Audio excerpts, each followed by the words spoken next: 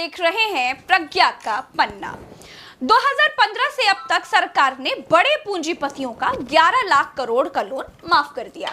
मसलन सरकार ने कहा, बेटा बम्बानी, तुम बैंक से ब्याज लिए थे? बम्बानी बोले, हाँ लिए तो थे सर। सरकार बोली, चुनाव में बहुत चंदा वंदा देते हो तुम लोग, नहीं चुकाओगे तो कोई बात नहीं। ए बैंक वाले बाबू, चलो इनका जरा कर्जा माफ करो जरा, और भूल जाओ कि बम्बानी भाई ने तुमसे पैसे उधार लिए थे। बैंक बोली, जो हुक्म मेरे आका। ऐसा करते करते बैंकों ने 11 लाख करोड़ रुपए उद्योगपतियों के माफ कर दिए। कितना? 11 लाख करोड़। जब इतना पैसा माफ कर दिया जाएगा, बैंक तो बैंक है, कुबेर का खजाना भी खाली हो जाएगा।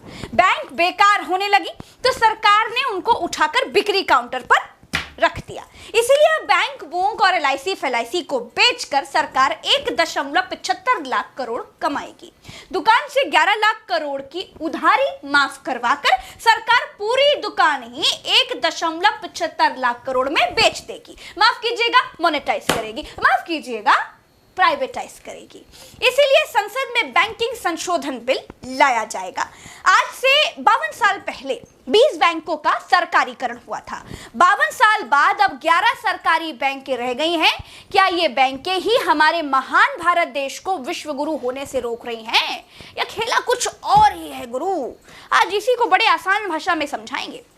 सब्सक्राइब का रोज रोज नहीं कहेंगे, आप अपना देख लीजिए, वैसे कर डालिएगा। अभी 2 बैंकों का corporation bank of India, IDBI bank और एलआईसी का नंबर है। बैंकों की मनमानी से परेशान होकर इंदिरा गांधी जी ने प्राइवेट बैंकों का राष्ट्रीयकरण किया था।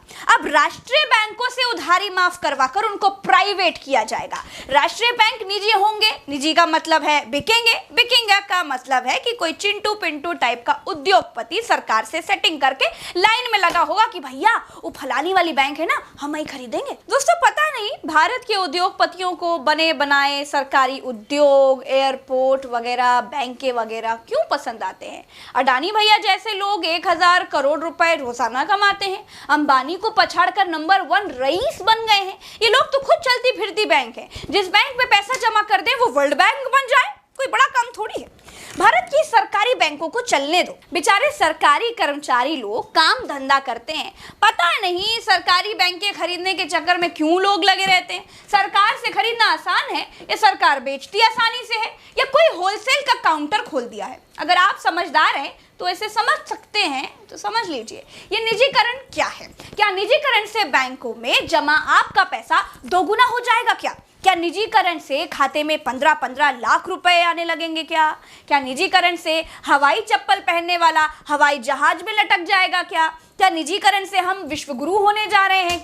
क्या बैंकों के निजीकरण से हम वो 5 ट्रिलियन वाली इकोनॉमी होने जा रहे हैं? क्या दोस्तों, अब तक के सरकारी संस्थान बिक्री कार्यक्रम से ये समझ में आता है कि सरकार से जब कोई सरकारी काम नहीं सधता, जब सरकार अपनी जिम्मेदारी से भागती है, या जब सरकार से अपनी कंपनी चलाए नहीं चलती, या फिर जब सरकार अपने किसी लाडले को कोई कंपनी उपहार गिफ्ट देना चाहती है तो उसे दे देती है। इसे ही कलयुग में निजीकरण कहा गया है। निजीकरण के नुकसान क्या होते हैं वो भी समझ लीजिए। निजीकरण के बाद सरकारी कर्मचारियों की नींद हराम हो जाती है। लड़का सरकारी से प्राइवेट कंपनी का नौकर हो जाता है।